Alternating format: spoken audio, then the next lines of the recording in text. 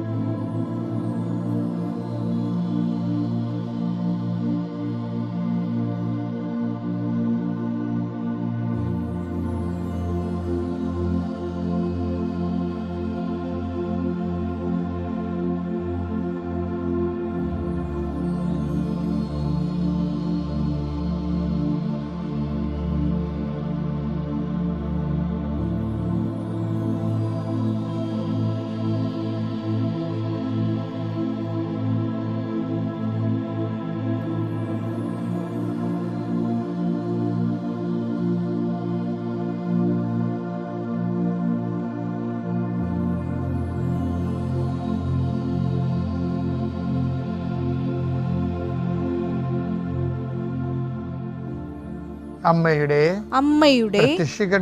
പ്രത്യക്ഷീകരണത്തിന്റെ ഈ അനുഗ്രഹവേളയിൽ ഞങ്ങൾക്ക് സാധിച്ചു തരുവാൻ കനിയണമേ. ആമേൻ. വിശ്വാസ പ്രമാണം. സർവശക്തനായ പിതാവും ആകാശത്തിന്റെയും ഭൂമിയുടെയും സൃഷ്ടാവുമായ ദൈവത്തിൽ ഞാൻ വിശ്വസിക്കുന്നു. അവിടുത്തെ ഏകപുത്രനും ഞങ്ങളുടെ കർത്താവുമായ ഈശോ മിശിഹായിലും ഞാൻ വിശ്വസിക്കുന്നു. ഈ പുത്രൻ പരിശുദ്ധാത്മാവിനാൽ ഗർഭസ്ഥനായി കന്യകാമറിയത്തിൽ നിന്ന് പിറന്ന് പൊന്തിയോസ് പീലാത്തോസിന്റെ കാലത്ത് പീഡകൾ സഹിച്ച് കുരിശിൽ തറയ്ക്കപ്പെട്ട് മരിച്ച് അടക്കപ്പെട്ട് പാതാളങ്ങളിൽ ഇറങ്ങി മരിച്ചവരുടെ ഇടയിൽ നിന്ന് 3-ാം നാൾ ഉയർത്ത് സ്വർഗത്തിലേക്ക് എഴുന്നള്ളി സർവശക്തിയുള്ള പിതാവായ ദൈവത്തിന്റെ വലതുഭാഗത്തിരിക്കുന്നു. അവിടെ നിന്ന് ജീവിക്കുന്നവരെയും മരിച്ചവരെയും വിധിക്കുവാൻ വരുമെന്നും ഞാൻ വിശ്വസിക്കുന്നു. പരിശുദ്ധാത്മാവിലും ഞാൻ വിശ്വസിക്കുന്നു. വിശുദ്ധ കത്തോലിക്കാ സഭയിലും പുണ്യവാന്മാരുടെ ഐക്യത്തിലും പാപങ്ങളുടെ മോചനത്തിലും ശരീരത്തിന്റെ ഉയർപ്പിലും നിത്യമായ ജീവിതത്തിലും ഞാൻ വിശ്വസിക്കുന്നു. ആമേൻ. സ്വർഗ്ഗസ്ഥനായ ഞങ്ങളുടെ പിതാവേ, അങ്ങയുടെ നാമം പൂജിതമാകണമേ. അങ്ങയുടെ രാജ്യം വരണമേ. അങ്ങയുടെ തിരുമനസ് സ്വർഗത്തിലെ പോലെ ഭൂമിയിലും ആകണമേ. അന്നു വേണ്ടുന്ന ആഹാരം ഇന്ന് ഞങ്ങൾക്ക് തരണമേ. ഞങ്ങളോട് തെറ്റ് ചെയ്യുന്നവരോട് ഞങ്ങൾ ക്ഷമിക്കുന്നത് പോലെ ഞങ്ങളുടെ തെറ്റുകൾ ഞങ്ങളോടും ക്ഷമിക്കണമേ. ഞങ്ങളെ പ്രലോഭനത്തിൽ ഉൾപ്പെടുത്തരുതേ, തിന്മയിൽ ഞങ്ങൾ രക്ഷിക്കണമേ. ആമേൻ. നന്മ നിറഞ്ഞ മറിയമേ, സ്വസ്തി. കർത്താവ് അങ്ങയുടെ കൂടെ സ്ത്രീകളിൽ അങ്ങ് അനുഗ്രഹിക്കപ്പെട്ടവളാകുന്നു. അങ്ങയുടെ ഉദരത്തിൻ ഫലമായി ഈശോ അനുഗ്രഹിക്കപ്പെട്ടവനാകുന്നു. പരിശുദ്ധ മറിയമേ, തമ്പുരാന്റെ അമ്മേ, പാപികളായ ഞങ്ങൾക്ക് വേണ്ടി ഇപ്പോഴും ഞങ്ങളുടെ മരണസമയത്തും തമ്പുരാനോട് അപേക്ഷിക്കണമേ. ആമേൻ. ഇന്നത്തെ ജീവിതം പരിശുദ്ധ അമ്മയുടെ മാധ്യസ്ഥത്തിൽ ഈശോവിൻ്റെ അടുത്ത് സമർപ്പിക്കുന്ന ഏറ്റവും മനോഹരമായ ഒരു സുപ്രഭാതത്തിലാണ് നമ്മൾ. ഇങ്ങനൊരു അവസരത്തെ കിട്ടിയൊരു നന്ദി പറയണം കർത്താവിന് സമർപ്പിക്കപ്പെട്ടിരിക്കുന്ന വിഷയങ്ങൾ ഒരു കാരണവശാലും നീ ഒറ്റക്കാകുകയില്ല. നിനക്ക് വേണ്ടി മധ്യസ്ഥം വഹിക്കാൻ അമ്മയും, നിന്റെ വിഷയം ഏറ്റെടുക്കാൻ ലോകത്തിന് മുഴുവൻ പാപഭാരങ്ങൾ സ്വന്തം കുരിശിലെ തിരുത്തോളിലേറ്റിയ കർത്താവ് നിന്റെ ഭാരങ്ങൾ ഏറ്റെടുക്കുമെന്നുള്ള കാര്യത്തിൽ നിനക്ക് ഉറപ്പിക്കാം. കർത്താവ് ഇതിൻ്റെ ഉന്നതമായ നാമത്തിന് സ്വസ്ത്രം ചെയ്യുന്നു. കർത്താവ് ഇതിൻ്റെ വിശുദ്ധ പൗരോഹിത്യത്തെ മഹത്വപ്പെടുത്തണമേ. കർത്താവ് സഭയിലുള്ള സാന്നിധ്യം പ്രകടമാക്കണമേ. 39 വർഷം ഞാൻ അർപ്പിച്ച കുർബാനയുടെ യോഗ്യതയായി കൃപാസനത്താറെ ജീവനോടെ പ്രത്യക്ഷപ്പെട്ട പരിശുദ്ധ അമ്മയുടെ മാധ്യസ്ഥത്തിലെ ഞാൻ മക്കളെ കർത്താവിൻ്റെ അടുത്ത് സമർപ്പിക്കുന്നു. കർത്താവ്, ഇന്ന് അങ്ങയുടെ മക്കൾ, ഈ പ്രാർത്ഥന കൂടുന്ന മക്കളെ കടന്നു പോകുന്ന വഴികൾ കർത്താവ് അനുഗ്രഹിക്കട്ടെ. പരിശുദ്ധ അമ്മയുടെ മാധ്യസ്ഥത്തെ ഈശോ പൂർണ്ണമായി ഏറ്റെടുക്കട്ടെ. നിങ്ങളെ ഭാരപ്പെടുന്ന വിഷയങ്ങൾ, നിങ്ങളുടെ കഴിവില്ലായ്മയാണെന്ന് തോന്നിയിട്ട് നിങ്ങൾക്ക് അത് അഭിമുഖീകരിക്കാൻ പറ്റുന്നില്ല എന്ന് ഓർത്ത് സങ്കടപ്പെടുന്ന വിഷയങ്ങൾ, 10,000-കണക്കിന് കോടിക്കണക്കിന് മനുഷ്യരിൽ അത്ഭുതം പ്രവർത്തിച്ച ദൈവം, ഓരോ ദിവസവും പ്രവർത്തിക്കുന്ന ദൈവം ഇന്ന് നിൻ്റെ വിഷയം പൂർണ്ണമായി ഏറ്റെടുക്കുകയും നിന്നെ സന്ധിക്കുകയും ചെയ്യട്ടെ. ദൈവത്തിലെ നിൻ്റെ ജീവിതത്തിൽ നീ വരുന്ന ഓരോ വിഷയങ്ങളും അത് നിൻ്റെ ജീവിതത്തിലെ ദൈവത്തിൻ്റെ ഇടപെടലെ സുനിശ്ചിതമാക്കാൻ ആകുന്നത് നീ അടയാളങ്ങൾ മനസ്സിലാക്കുവാൻ വേണ്ടി ദൈവത്തിൻ്റെ സ്നേഹത്തിൻ്റെ പദ്ധതികളാണെന്ന് മനസ്സിലാക്കുന്ന ദിവസമാണ്. ദൈവത്തിലെ നീ കർത്താവിന് സാക്ഷ്യം പറയുന്നത് ലജ്ജിക്കരുത്. അത് നിന്റെ കടമയും ഉത്തരവാദിത്വവുമാണ്. അത് സ്വർഗത്തിൻ്റെ തിരുസന്നിധിയിൽ നിനക്ക് എപ്പോഴും ഒരു കടമായി തന്നെ നിലനിൽക്കുകയും ചെയ്യാം. കർത്താവെ, മനുഷ്യരുടെ മുമ്പിൽ നീ ഏറ്റുപറയുന്നവനെ, എൻ്റെ സ്വർഗസ്ഥനായ പിതാവിൻ്റെ മുമ്പിൽ ഞാനും നിങ്ങൾ ഏറ്റുപറയുന്ന അരുളി ചെയ്യുന്നത് ആണ് നമ്മുടെ ജീവിതത്തിൻ്റെ സംരക്ഷണമെന്ന് പറയുന്നത്. ദൈവത്തിൽ ഇന്നത്തെ പ്രാർത്ഥനയിൽ പങ്കെടുത്ത് കർത്താവിൻ്റെ കൃപ ആർജിക്കുന്ന മക്കളെ അത് ഏറ്റുപറഞ്ഞുകൊണ്ട് നിങ്ങളുടെ കുടുംബത്തിനും ജീവിതത്തിനും ദൈവത്തിൻ്റെ സംരക്ഷണം ആവഹിക്കാൻ ഉറപ്പുവരുത്തുവാൻ കർത്താവ് നിങ്ങളെ സഹായിക്കട്ടെ. നീ ഏത് ഭവനത്തിൽ പ്രവേശിച്ചാൽ ആ ഭവന സമാധാനം ആശംസിക്കുന്ന നല്ലത് കർത്താവേ, ഞാൻ നിൻ്റെ നാമത്തിൽ ഈ പ്രാർത്ഥന കൂടുന്ന ഭവനത്തിന് സമാധാനം ആശംസിക്കുന്നു. ആ സമാധാനം അനുഭവിക്കാൻ ഇടയാക്കണമെന്ന് പ്രാർത്ഥിക്കുന്നു. പരീക്ഷ എഴുതി ഇൻ്റർവ്യൂ കഴിഞ്ഞ് റിസൾട്ട് പ്രതീക്ഷിച്ചുകൊണ്ടിരിക്കുന്ന മക്കളുണ്ട് ഈശോയെ. അവരെല്ലാം അവരുടെ കഴിവിനേക്കാളുപരി ദൈവത്തിൻ്റെ കൃപയാൽ അവർ സന്ധിക്കണമെന്ന് പ്രാർത്ഥിക്കുന്നു.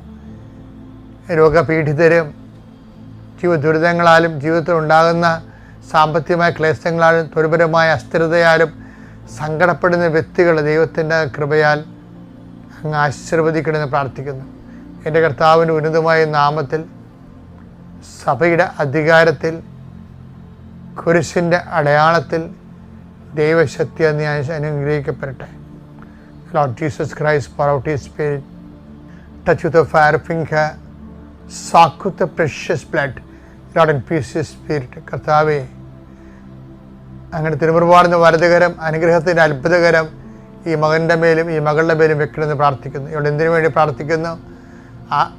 ആരെ വിചാരിച്ചുകൊണ്ട് ആശങ്കപ്പെടുന്നുവോ, എന്ത് വിഷയം വിചാരിച്ച് ഭാരപ്പെടുന്നു, അത് ഈ നിമിഷം കൃപാസനത്താറെ ജീവനോടെ പ്രത്യക്ഷപ്പെട്ട പരിശുദ്ധയുടെ മാധ്യസ്ഥത്തിൽ യേശുനാമത്തിൽ മാറിപ്പോകട്ടെ എന്ന് പ്രാർത്ഥിക്കുന്നു. പിതാവിൻ്റെയും പുത്രൻ്റെയും പരിശുദ്ധാത്മാവിൻ്റെയും നാമത്തിൽ ആമേൻ. എൻ്റെ പ്രിയപ്പെട്ടവരെ, നോൻപെടുക്കുന്നവർക്കും നോൻപ് ജീവിക്കുന്നവർക്കും വേണ്ടിയാണ് ഞാൻ സംസാരിക്കുന്നത്. അതുകൊണ്ടാണ് എൻ്റെ വർത്തമാനം പലതും നിങ്ങൾക്ക് ഈ ദിവസങ്ങളൊന്നും മനസ്സിലാകാത്തത്. കാര്യം എന്താ? നിങ്ങൾ നോൻപിലല്ല, അതുകൊണ്ടാണ്. ഒരു നോൻപ് കടന്നു പോവുകയാണ്. നമ്മുടെ ജീവിതത്തിൽ ദൈവം തരുന്ന അവസരങ്ങളാണ്. ലുക്കായുടെ സുവിശേഷം 19:44 നിന്നെയും നിന്റെ മക്കളെയും നശിപ്പിക്കുകയും നിന്നിൽ കല്ലിന്മേൽ കല്ല് ശേഷിപ്പിക്കാതിരിക്കുകയും ചെയ്യും. എന്തെന്നാൽ നിന്റെ സന്ദർശന ദിനം നീ അറിഞ്ഞില്ല. അതായത് ഇത് നോൻപ് കാലത്തെ പ്രധാനപ്പെട്ട പ്രമേയമാണ്. കർത്താവ് ഓശാന പാടി എതിരേറ്റ് ജനങ്ങൾ കൂട്ടത്തിൻ്റെ ജനലക്ഷങ്ങളുടെ അകമ്പടിയോടുകൂടി ജെറുസലേം കവാടത്തിൽ വരുമ്പോൾ, ജെറുസലേം ദേവാലയത്തെയും പട്ടണത്തെയും കാണുമ്പോൾ കർത്താവ് കണ്ണീർ പൊഴിക്കും. കർത്താവ് കണ്ണീർ പൊഴിക്കുമ്പോൾ അതിൻ്റെ അർത്ഥം എന്താ?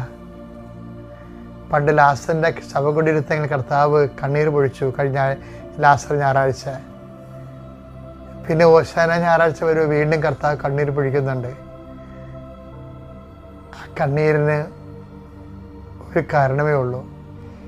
ലാസറിൻ്റെ ശവകുടീരത്തിൽ കണ്ണീർ പൊഴിച്ചാലും ഓശാന ഞായറാഴ്ച ജെറുസലേം പട്ടണത്തിൽ നോക്കി കർത്താവ് കണ്ണീർ പൊഴിച്ചാലും ആ കണ്ണീരിന്, ദൈവത്തിൻ്റെ കണ്ണീരിന് ഒരു കാരണമേ ഉണ്ടാകത്തുള്ളൂ. എന്താണ്? നോക്കൂ, അവിടുന്ന് അവനെ എത്രമാത്രം സ്നേഹിച്ചിരുന്നുവെന്ന്.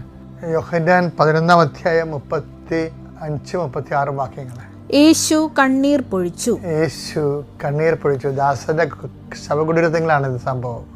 അപ്പോൾ യഹൂദർ പറഞ്ഞു, നോക്കൂ അവൻ എത്രമാത്രം അവനെ സ്നേഹിച്ചിരുന്നു. അത് തന്നെയാണ് ജെറുസലേം ദേവാലയത്തെ കാണുമ്പോഴും ജെറുസലേം പട്ടണം കാണുമ്പോഴും ഹോശാന ഞായറാഴ്ച, ശരിക്കും പറഞ്ഞാൽ ലാസർ ഞായറാഴ്ചയും ഹോശാന ഞായറാഴ്ചയും കർത്താവിൻ്റെ കണ്ണീരിൻ്റെ ഓർമ്മകളാണ് രണ്ടും. രണ്ടിൻ്റെ ലക്ഷ്യം എന്താണ്? ഒരു കാര്യമാണ് പറയുന്നത്, നോക്കൂ അവരെന്തുമാത്രം അവനെ അല്ലെങ്കിൽ അവരെ, അതായത് ലാസറിനെ മാത്രം സ്നേഹിച്ചപ്പോൾ നമുക്ക് തോന്നിയത് അത് അവനെ മാത്രം സ്നേഹിച്ചതാണെന്ന് അല്ല. എല്ലാവരും ലാസറായിട്ടാണ് ഈശോ കരുതുന്നത്. ജെറുസലേം പട്ടണത്തിലുള്ള 10,000 മനുഷ്യരെ കണ്ടിട്ടാണ്, അല്ലാതെ കല്ലും മണ്ണും കണ്ടിട്ടല്ല. ആ മനുഷ്യരെ കണ്ടിട്ടാണ് കണ്ണീർ വാർത്തത്. ലാസർ ഞായറാഴ്ച ഒരാളെ കണ്ടിട്ട് കണ്ണീർ വാർത്ത കർത്താവ് ഹോശാന ഞായറാഴ്ച 1,000 പേരെ കാണുമ്പോൾ കണ്ണീർ വാർക്കുകയാണ്. എന്താണ് അത്? അപ്പായുടെ കണ്ണുനീരാണ്. ഈശോ ഫിലിപ്പോസേ, എന്നെ കാണുന്നവൻ എൻ്റെ പിതാവിനെയും കാണുന്നെന്ന് പറയത്തില്ലേ? ഞാനും പിതാവും ഒന്നാണ്. കർത്താവിൻ്റെ കണ്ണുനീര് പിതാവിൻ്റെ കണ്ണുനീരാണ്. യോഹന്നാൻ 14:9.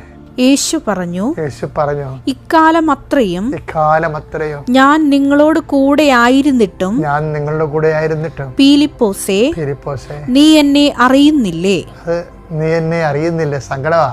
ഇത് ഫിലിപ്പോസ് എന്ന് പറയണത് കർത്താവിനെ അറിയാത്ത 10,000 മനുഷ്യരെ മുമ്പിൽ മുഖത്ത് നോക്കിയിട്ട് ദൈവത്തിനുണ്ടാകുന്ന ചങ്കിൻ്റെ വേദനയാണ്.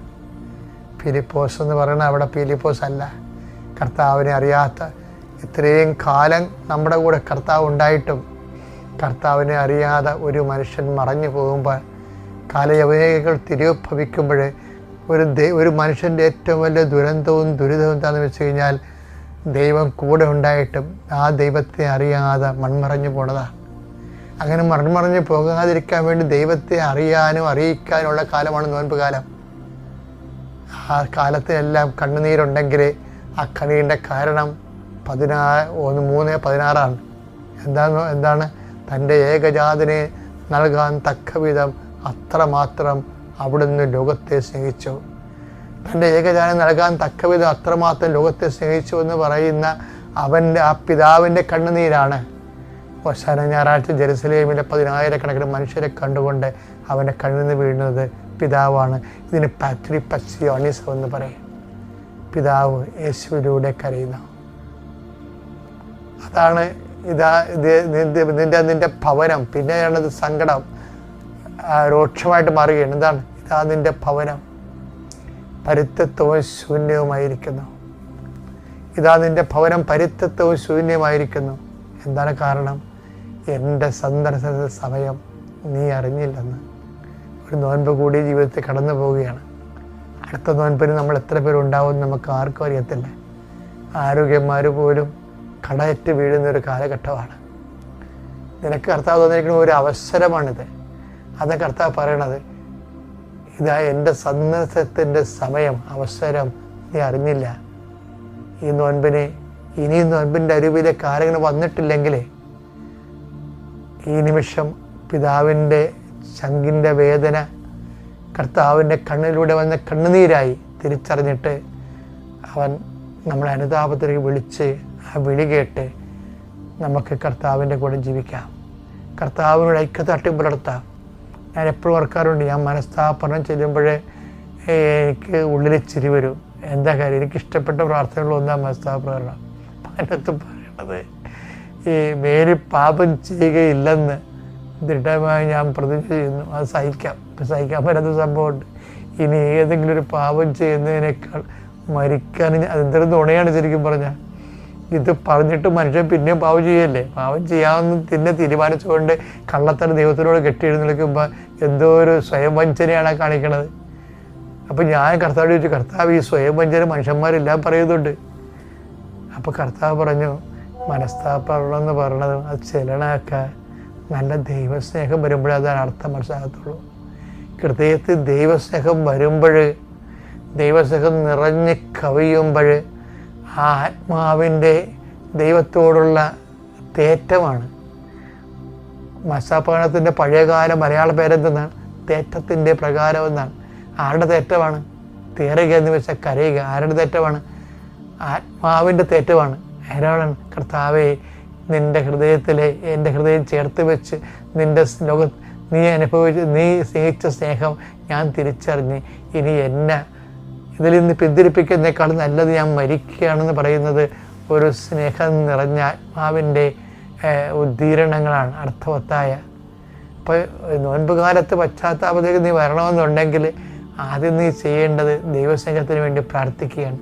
ഇനി ചെയ്യുന്ന കുരിശിൻ്റെ വഴി, ഇനി നീ ചെയ്യുന്ന സിരിയാപാദ പ്രാർത്ഥനകളും പ്രഭാഷണങ്ങളും, കേൾക്കുന്നവർ കൂടുന്ന കുരിശിൻ്റെ വഴികളും, അതുപോലെ നീ തരുന്ന ദാനധർമ്മങ്ങൾ, എല്ലാ ആശയടക്കങ്ങളെല്ലാം ദൈവസ്നേഹം നിറയാൻ വേണ്ടി കാഴ്ചവെച്ചുകൊണ്ട് അർത്ഥവത്തായ അനുതാപത്തോട് ദൈവത്തോട് ഐക്യപ്പെടാൻ ദൈവം നിന്നെ സഹായിക്കട്ടെ. Praise the Lord.